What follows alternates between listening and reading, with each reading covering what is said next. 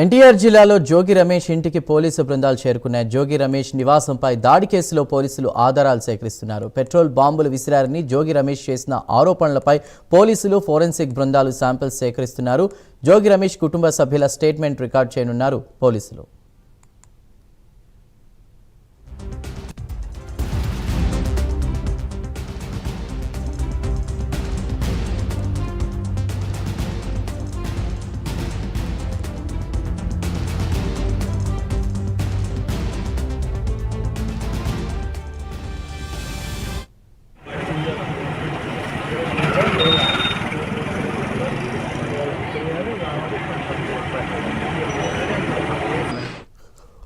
ఎన్టీఆర్ జిల్లాలో జోగి రమేష్ ఇంటికి పోలీసు బృందాలు చేరుకున్నాయి. జోగి రమేష్ నివాసంపై దాడి కేసులో పోలీసులు ఆధారాలు సేకరిస్తున్నారు. ఇక పెట్రోల్ బాంబులు విసిరారని జోగి రమేష్ చేసిన ఆరోపణలపై పోలీసులు ఫోరెన్సిక్ బృందాలు శాంపిల్స్ సేకరిస్తున్నారు. జోగి రమేష్ కుటుంబ సభ్యుల స్టేట్మెంట్ను రికార్డ్ చేయనున్నారు పోలీసులు.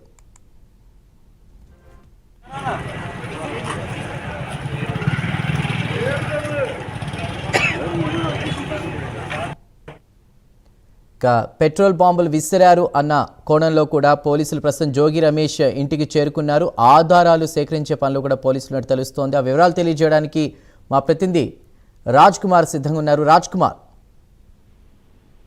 చందు, ఏదైతే మాజీ మంత్రి జోగి రమేష్ నివాసం పైన జరిగినటువంటి దాడి వ్యవహారంలో ప్రత్యేకంగా ఏదైతే జోగి రమేష్ చేసినటువంటి వ్యాఖ్యలు ఏవైతే ఉన్నాయో ఈ వ్యాఖ్యలకు సంబంధించి దాడి జరిగినట్లుగా కూడా ప్రధానంగా ఏదైతే అటు కూటమికి సంబంధించినటువంటి కొంతమంది నేతలైతే చెప్తూ ఉన్నారు. ప్రత్యేకించి అసలు ఈ దాడి చేసింది ఎవరు, ఎందుకు దాడి చేసినటువంటి పరిస్థితి వచ్చింది అనేటువంటి దానిపైన కూడా ప్రధానంగా పోలీసులు ఇప్పటికే జోగి రమేష్ నివాసం వద్దకు చేరుకోవడం, అక్కడ జరిగేటువంటి వాస్తవాలు ఏంటి అనేది కూడా తెలుసుకునేటువంటి ప్రయత్నం పోలీసులు చేస్తూ ఉన్నారు. ఇప్పటికే ఆధారాలు సేకరించే పనిలో కూడా పోలీసులు ఉన్నట్లు కూడా తెలుస్తుంది.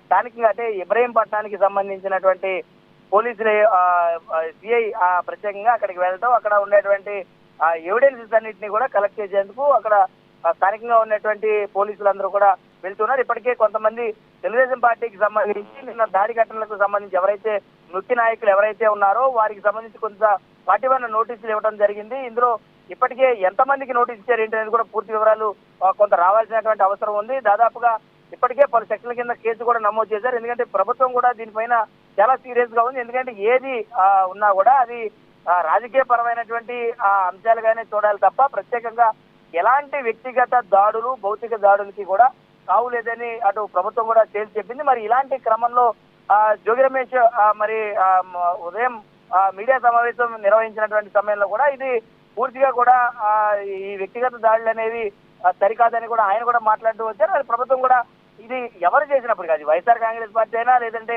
కూటమి పార్టీలు ఏవైనా కూడా ఇలాంటివి సహేతుం కాదు, వీటిని అణిచివేయాల్సినటువంటి అవసరం ఉందని కూడా ప్రభుత్వం తెలియజేసింది. అయితే విచారణ అయితే మాత్రం జరుగుతుంది ప్రస్తుతం జోగి రమేష్ నివాసంలో. మరి దీనికి సంబంధించి పూర్తి వివరాలు అయితే ఇంకా పోలీసులు విచారణ చేపట్టిన అనంతరం మాత్రమే తెలియాల్సిన అవసరం ఉందని చెప్పుకోవచ్చు. Chandu. Right Raj Kumar, thank you.